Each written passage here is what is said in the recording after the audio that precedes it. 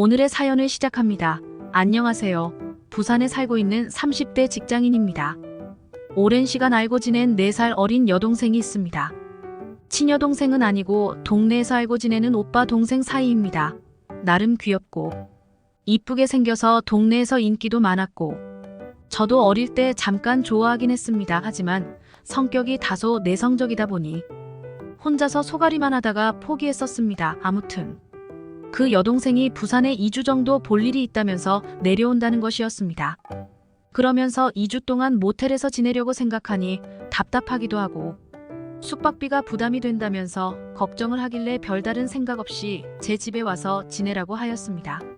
남자 혼자 사는 집에 어떻게 가냐며 아니라고 하더니 집에 대해서 이것저것 묻는 것이었습니다.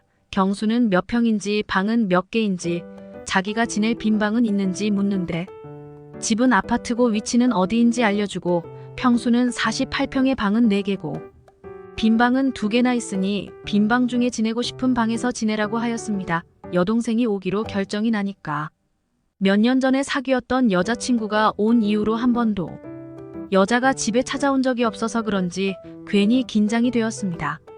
어느 방을 쓸지 몰라서 빈방 2개 다 청소를 하고 여동생이 와서 쓸 옷걸이와 이불 등 나름 필요할 것 같은 용품들을 주문하고 침대에 누웠습니다. 밤새 얼마나 심장이 벌렁거리던지 거의 잠을 제대로 자지 못했습니다. 다음 날 퇴근할 때쯤 여동생에게 전화가 왔습니다. 지금 부산역인데 언제 퇴근하냐고 묻는 것이었습니다. 어제까지만 해도 이번 주 주말에 내려온다고 했었는데 지낼 집도 있고 하니까 놀 겸해서 일찍 내려왔다는 것이었습니다. 여동생을 데리고 저녁을 먹은 뒤에 같이 집으로 왔습니다. 제 집이 너무 좋다면서 30대 초반 싱글남이 살기에 너무 넓은 거 아니냐고 묻는데 나중에 결혼하고 애 낳고 지낼 거 생각해서 처음부터 큰 집으로 샀다고 하였습니다. 그랬더니 장가는 안 가냐면서 만나는 여자는 없냐고 묻고 집을 구석구석 다니면서 청소 잔소리하고 냉장고 안에 음료수와 술, 인스턴트밖에 없다며 엄마 행세를 하길래 한 번만 더 하면 내쫓는다고 하였습니다. 그러면서 어제 전화를 끊고 나서 빈방에서 지내면서 필요한 것들은 어제 주문하긴 했는데 아직 안 왔으니 며칠만 불편해도 참으라고 하였습니다. 그렇게까지 해주지도 않아도 된다고 하면서 온갖 애교를 떨며 고맙다고 하였습니다. 그날 저녁은 그렇게 집에 커피와 수다를 떨다가 잠을 잤습니다. 저는 제 방 화장실에서 씻고 침대에 누워서 핸드폰을 가지고 놀고 있는데 밖에서 여동생이 씻는 소리가 들렸습니다. 샤워 물소리에 순간 긴장이 되긴 했지만 여자가 아니라 오랫동안 알고 지낸 여동생이라고 리마인드하면서 잠을 청했습니다. 여동생은 바닥에서 이불 깔고 자는 것이 불편해서 뒤척이는 것 같았고 그날따라 멀리 있는 방에서 나는 소리가 너무나 잘 들리는 것이었습니다. 결국 여동생이 있는 방으로 가서 노크를 하였고 제 침대에 가서 자라고 하였습니다. 여동생은 손님이 어떻게 주인 침대를 뺐냐며 아니라고 거절했지만 제가 막무가내로 끌고 나와서 제 방에 들여보내놓고 제가 여동생이 있던 방에 누웠습니다. 이불과 베개에서 여동생의 향기가 났고 옷걸이에는 오늘 입었던 옷들이 걸려있고 열어놓은 캐리어에서는 여동생의 속옷도 보였습니다. 너무 심장이 벌렁거리면서 뜨거운 피가 쏠리기 시작했고 결국 나가서 한참 동안 동네 산책을 하고 나니 피곤해 지쳐서 잠이 들었습니다. 다음날 퇴근할 시간쯤 되니 여동생한테서 연락이 왔습니다. 오랜만에 실력 발휘를 해놓았으니 퇴근하고 밖에서 저녁 먹지 말고 집에 와서 같이 먹자는 것이었습니다. 어린애가 얼마나 요리를 해놨을까 싶었습니다. 배달 어플들을 보면서 뭐 시켜야 하나 고민을 하면서 집에 들어갔습니다. 나름 여러 음식들을 만들어 놓았습니다. 맛도 좋았습니다.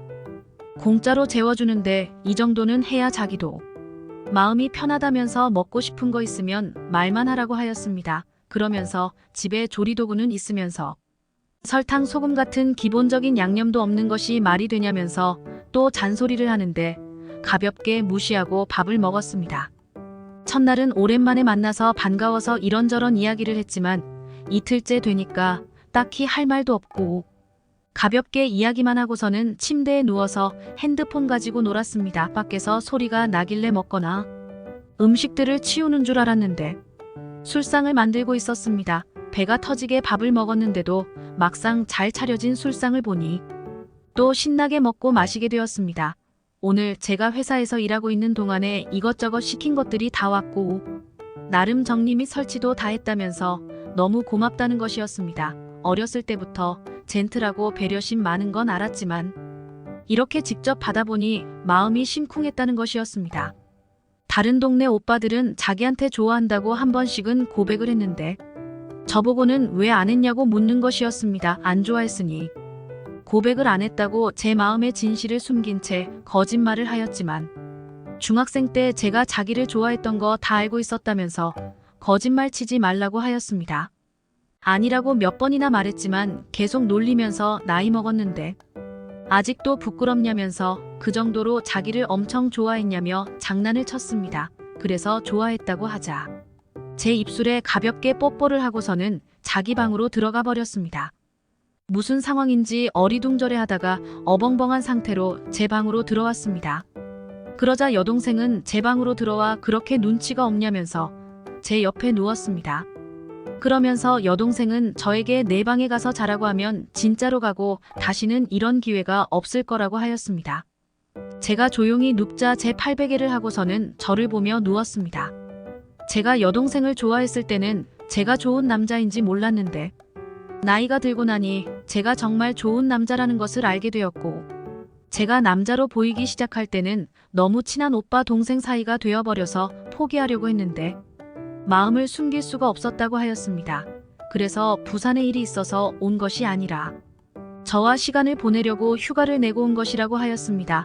술 취해서 하는 말이 아니라 진심으로 만나보고 싶다고 저한테 고백을 하였고 제가 고백에 대한 대답도 못하고 뜸을 들이자 며칠간 같이 지내보고 휴가 끝나고 올라가기 전까지 대답을 달라고 하였습니다.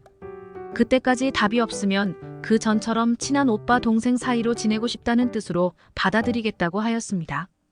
그러면서 오빠한테서 좋은 냄새가 나서 첫날 밤에 침대에 누웠을 때도 너무 떨렸다며 다시 저에게 입맞춤을 하였고 저도 솔직하게 첫날 밤에 여동생 향기 때문에 심장이 터질 것 같았다고 솔직하게 말해주었습니다.